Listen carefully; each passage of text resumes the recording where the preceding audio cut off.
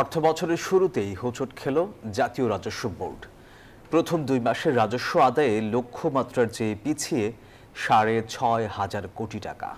NBR chairman বলছেন, অনলাইনে কর রিটার্ন বাধ্যতামূলক করায় কর আদায় কমেছে, তবে বছর শেষে লক্ষ্যমাত্রা অর্জনের আশা করছেন তিনি।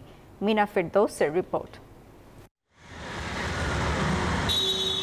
সরকার পতনের আন্দোলনে দেশ অস্থিতিশীল হয় ২০২৪-২৫ অর্থবছরের শুরুতে ভাটা পড়েছিল রাজস্ব আহরণে।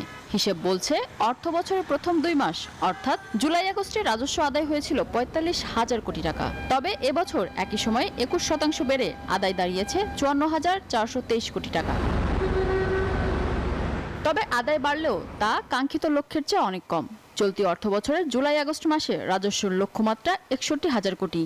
সেই হিসেবে লক্ষ্যমাত্রার চেয়ে রাজস্ব ঘাটতি ৬,৫০০ কোটি টাকা।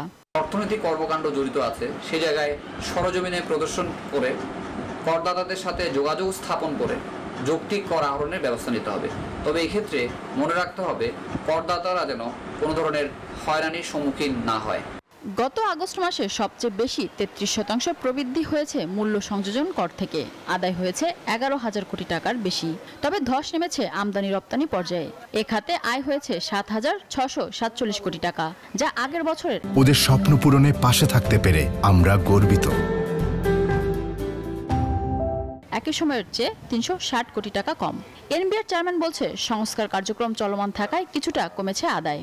আমাদের টেকনিক্যাল জটিলতার কারণে আপনারা দেখেছেন আজকে পেপারে যে কিছু নতুন ইকোনমিক কোডে আমরা টাকা জমা দিতে হয়েছে কাস্টম হাউসগুলো, সেই জন্য এগুলো সেপ্টেম্বরে আসছে। এরপরেও অ্যাকচুয়াল ফিগার যেটা আমাদের এক্সচেকারে জমা হয়েছে, তাতে গত বছরের প্রথম 2 মাসের তুলনায় আমরা 21% বেশি আদায় করেছি, কিন্তু লক্ষ্যমাত্রার তুলনায় আমরা একটু কম আছি। এর আগে কর্মকর্তা কর্মচারীদের আন্দোলনের মুখে মে ও জুন মাসে ব্যাপক ক্ষতি হয় রাজস্ব আহরণে। শুধু জুন মাসেই আদায় কমেছে ১০,০০০ কোটি টাকা। তবে আন্দোলন বন্ধের পর প্রায় ১,০০০ কর্মকর্তাকে বদলি, বরখাস্ত ও প্রত্যাহার করার পরও গতি আসেনি রাজস্ব আদায়ে। বদলিটা তো একটা স্বাভাবিক প্রক্রিয়া, এটা তো অস্বাভাবিক কিছু না। আমাদের সিস্টেম এন্ড প্রসেসগুলো অটোমেট করতে পারি। এই অটোমেশন প্রক্রিয়াটা যথেষ্ট সময় সাপেক্ষ কাজ। আমরা আগেও শুরু হয়েছে, সেটাকেই কন্টিনিউ করছি, একটু স্ট্রেংথেন করছি। নতুন করে আমরা অনেকগুলো অটোমেশনের কাজ করব। তো বছর আমরা যে বিভিন্ন কর অব্যাহতিগুলো দিতাম, সেগুলো বেশিরভাগ ক্ষেত্রে আমরা কর অব্যাহতিটা বন্ধ করেছি, অনেকগুলো বাতিল করেছি এবং নতুন করে কোনো কর অব্যাহতি দিচ্ছি না। এনবিআর এর হিসেবে গেল 2 মাসে সবচেয়ে বেশি রাজস্ব এসেছে ভ্যাট থেকে। দ্বিতীয় সর্বোচ্চ রাজস্ব আদায় কাস্টমস খাতে ১৭,২৪৮ কোটি টাকা।